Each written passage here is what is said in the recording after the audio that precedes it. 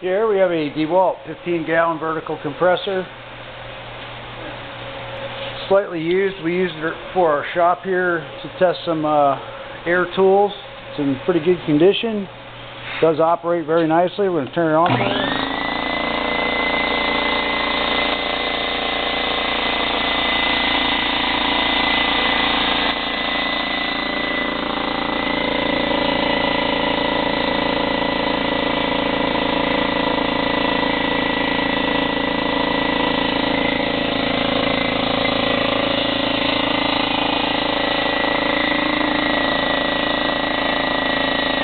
So you can see this is your regulated air. The tank pressure gauge does not work. Okay, that's kind of stuck.